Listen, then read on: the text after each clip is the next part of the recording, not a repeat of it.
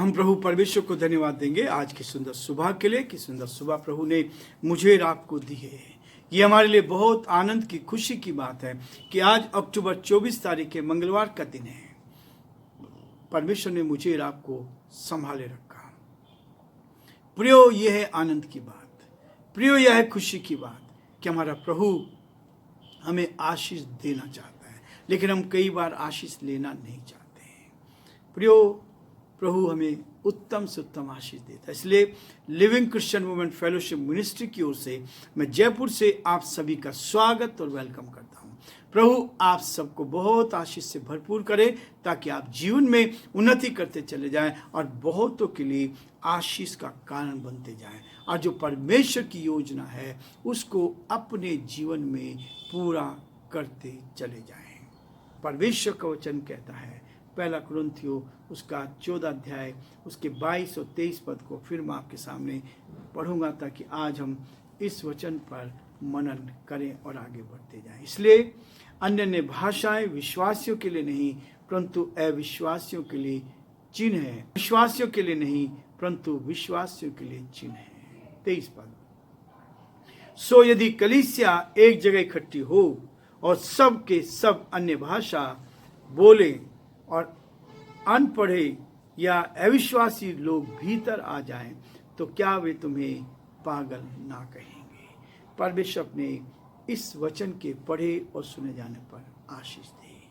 प्रार्थना करेंगे। जीवन की अच्छी आशीषों के देने वाले हमारे उद्धारकर्ता प्रभु, हम बड़े आदर के साथ, दीनता के साथ, नम्रता के साथ आप जैसे महान परमेश्वर के चरणों में झुके हैं। प्रभु, हम इस लायक नहीं थे प्रभु कि हम आपके चरणों में आ जाएं। हम इस लायक नहीं थे प्रभु कि आपके चरणों में बैठ पाएं। हम धन्यवाद देते हैं, आपकी स्तुति करते हैं। आपने हमसे बेहद प्यार किया प्रभु ताकि हम आपके चरणों में आ जाएं, आपकी संगति में आ जाएं, आपके प्रेम का एहसास करें और जो आपकी योजना है प्यारे परमेश्वर उसको आपके नाम के लिए पूरा कर सके। धन्यवाद हो, धन्यवाद हो, धन्यवाद हो कि आपने संभाला, आपने हमारी मदद की। प्रभु जी, हम प्रार्थना करते हैं हमारे इस सारे भाई बहनों के लिए जो आज की सुबह हमारे साथ जुड़े हैं और दिन भर प्रभु जब इस वचन को सुनेंगे, हम प्रार्थना करते हैं आप उन सबको उत्तम आशीष दें, उनके परिवारों पर आशीष दें। जो सेवकाई में सहयोग करें उनके लिए धन्यवाद। जो उसको इस वचन को, इस डिवोशन को शेयर कर रहे हैं उन सबको उत्तम से उत्तम आशीष से भरपूर कर। उनके परिवारों में से बीमारी, परेशानी, कठिनाई, दुख और मुसीबत दूर कर। आपकी शांति उनको मिले, आपकी तसल्ली उनको मिले, आपका हाथ उनको उनके साथ बना रहे हैं। हम प्रार्थना विनती करते हैं हमारे प्रदेश राजस्थान के लिए, इस प्रदेश पर और प्रभु हमारे देश के अलग अलग प्रदेशों को जहाँ पर इलेक्शंस हैं उन सबको भी हम याद करते हैं। हर एक प्रदेश के मुख्यमंत्री को याद करते हैं। हर एक की मदद कर, सही मार्गदर्शन कर ताकि सब बातों में आपका नाम ऊंचा किया जाए। हमारे प्रदेश के मुख्यमंत्री अशोक गहलोत जी को आपके हाथों में सौंपते हैं। आपने उनको पिछले पूरे 5 वर्षों तक अपनी महिमा के लिए इस्तेमाल किया। धन्यवाद देते हैं उस कार्य के लिए जो उन्होंने यहाँ जनता के लिए किया। हम चाहते हैं प्रभु और अधिक बुद्धि ज्ञान से परिपूर्ण कर आने वाले समय में सफलता दे ताकि परमेश्वर वो आगे बढ़ते जाएं और बहुतों के लिए आशीष का कारण बन सके। अंधकार की दुष्ट की सारी चालें परास्त की जाए और वो जीवन में उन्नति कर आपकी महिमा कारण बन सके। बड़े आदर के साथ हमारे देश के प्रधानमंत्री के लिए, राष्ट्रपति के लिए प्रार्थना करते हैं आप उनको भी संभालें, आपका हाथ उनके साथ भी चाहते हैं। बड़े आदर के साथ, दीनता, नम्रता के साथ हम सभी को प्रभु आपके हाथों में सौंपते हुए इस प्रार्थना को अपने प्रभु, अपने धार करता यीशु मसीह के नाम से मांगते हैं, आमीन। प्रियो, प्रभु हमें उठाना चाहते हैं, प्रभु हमें आगे बढ़ाना चाहते हैं। परमेश्वर चाहता है कि हम ज्ञान में बढ़ते चले जाएं, ज्ञान में बढ़ते चले जाएं।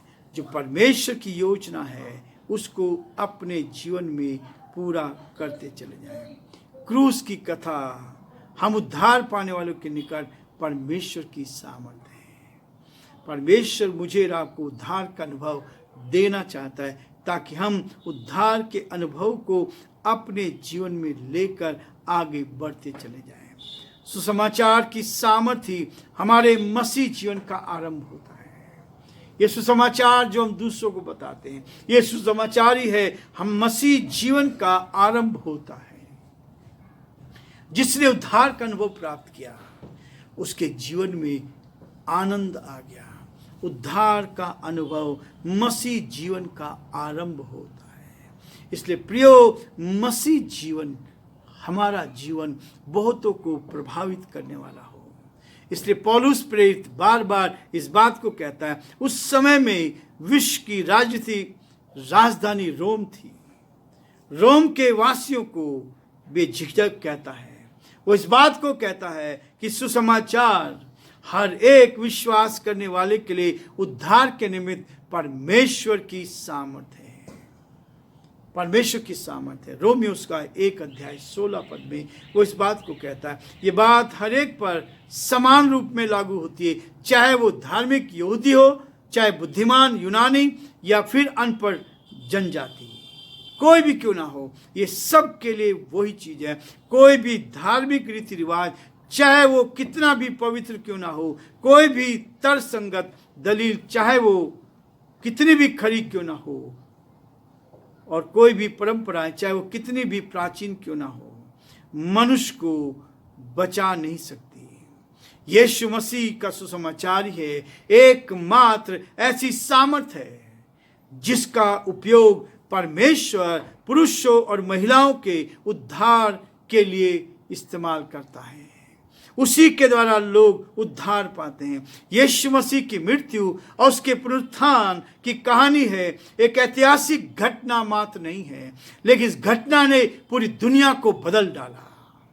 इस घटना ने पूरी दुनिया को बदल डाला। यह सामर्थ का संदेश है। यह सामर्थ का संदेश है। बुरे से बुरे पापी को भी क्षण भर में परिवर्तित कर देता है। यह है यीशु की कहानी, क्रूस की कथा। नाश होने वालों के लिए अनंत जीवन है। मेरे और आपके जीवन को बदलता है। इसलिए प्रियो, परमेश्वर का वचन कहता है, यदि आपने परमेश्वर की सामर्थ को ले लिया है, इसलिए वो कहता है, व्यवस्था में लिखा है कि प्रभु कहता है, मैं अन्य भाषा बोलने वालों के द्वारा, पराय मुख के द्वारा इन लोगों से बातें करूंगा, तो भी वे मेरी ना सुनेंगे। आज वचन भरपूरी के साथ जा रहा है, लेकिन फिर भी लोग इस वचन को ग्रहण नहीं करते हैं। और इसलिए 22 पद कहता है, इसलिए अन्य भाषाएं विश्वासियों के लिए नहीं है। अन्य भाषा विश्वासियों के लिए नहीं है, ये परमेश्वर का वचन कहता है। पहला कुरिन्थियों का 14 अध्याय उसके 22 पद में पौलुस से बहुत स्पष्ट कहता है कि अन्य भाषाएं विश्वासियों के लिए नहीं है, परंतु अविश्वासियों के लिए चिन्ह है। लोग चिन्ह और चमत्कार चाहते हैं, और जब अन्य भाषा बोले जाते हैं तो अन्य अविश्वासियों के लिए चिन्ह है, और भविष्यवाणी अविश्वासियों के लिए नहीं परंतु विश्वासियों के लिए है। यदि भविष्यवाणी करते हैं, आपके भविष्य के बारे में भविष्यवाणी के परमेश्वर की आत्मा आपको उभारती है, तो ये आपके लिए बहुत ही आशीष का, आनंद का कारण है। इसलिए उदाहरण देता है। मैं इस बात को मानता हूं, परमेश्वर के वचन में लिखा है, अन्य भाषा बोलना है, कोई बुराई नहीं है। वचन भी कहता है, पौलुस भी कह रहा है, अन्य भाषा बोलना चाहिए, लेकिन अपनी भलाई के लिए। ये अन्य भाषा से हमारी भलाई होती है। वो कहता है, जब आप एकांत में होते हैं, जब आप प्रभु के साथ उस कोठरी में होते हैं जहाँ एकांत में आप बैठकर परमेश्वर की आराधना करते हैं, वहाँ आप खूब खुलकर अन्य भाषा में बोले, अन्य भाषा में प्रचार करें, अन्य भाषा आपके जीवन में हो। यही है मेरे और आपके जीवन के लिए। इसलिए अन्य भाषाएं विश्वासियों के लिए नहीं परंतु अविश्वासियों के लिए। 23 पद कहता है, सो यदि कलीसिया एक जगह इकट्ठी हो और सब के सब अन्य भाषा बोले और अनपढ़ या अविश्वासी लोग भीतर आ जाएं, तो वे तुम्हें पागल ना कहेंगे। अन्य भाषा बोलने वाला अपनी उन्नति करता है, भविष्यवाणी करने वाला दूसरे की उन्नति करता है। इसलिए पौलुस ने बहुत सुंदर शब्दों में, बिल्कुल किसी भी कोई मिलावट नहीं है, इस वचन में किसी भी तरह की कोई मिलावट नहीं है। वचन कहता है, स्पष्ट करता है और कहता है, सो यदि कलीसिया में एक जगह इकट्ठी होती है और अन्य भाषा में सब लोग बोलते हैं, तो अनपढ़ लोग या अविश्वासी लोग भीतर आ जाएं, तो वे तुम्हें क्या पागल ना कहेंगे। इसलिए प्रियो, परमेश्वर के साथ रिश्ता रखना है। हम एकांत में, अपने घर में, अपनी कोठरी में, अपनी कलीसिया में जाएं और परमेश्वर से अन्य भाषाओं में बातचीत करें।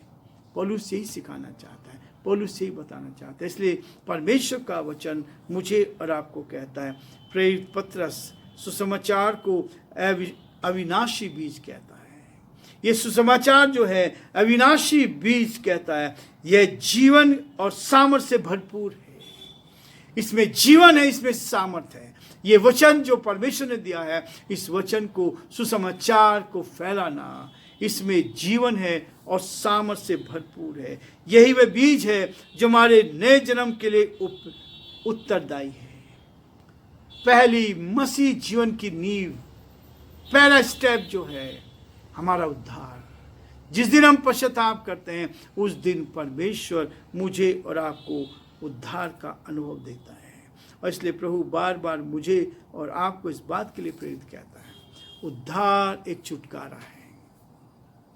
उद्धार एक छुटकारा है। यह शैतान के चंगुल से छीन लिया जाना है। उद्धार का मतलब है कि शैतान के उस गुलामी से, उस चंगुल से छुड़ा लेना। सुसमाचार का प्रचार उद्धार की घोषणा है। उद्धार की घोषणा है। शिकार को कैद खाने से महल की ओर ले जाता है।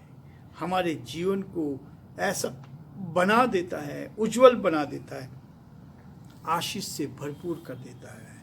एक पापी को सबसे गंदी नाली से उठाकर सबसे ऊंचे पर ले जाकर स्वर्ग में मसीह के साथ बिठाया जाता है।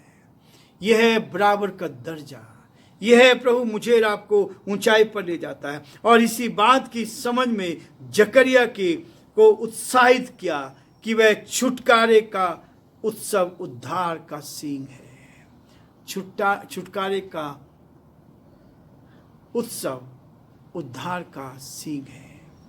हम परमेश्वर के साथ आत्मिक जीवन में निरंतर आगे बढ़ते जाएं और परमेश्वर की महिमा करते जाएं। प्रभु आप सबको आशीष दे। आज हम यहीं रुकेंगे, कल फिर से इस अध्याय में आगे बढ़ेंगे ताकि प्रभु को महिमा मिल सके।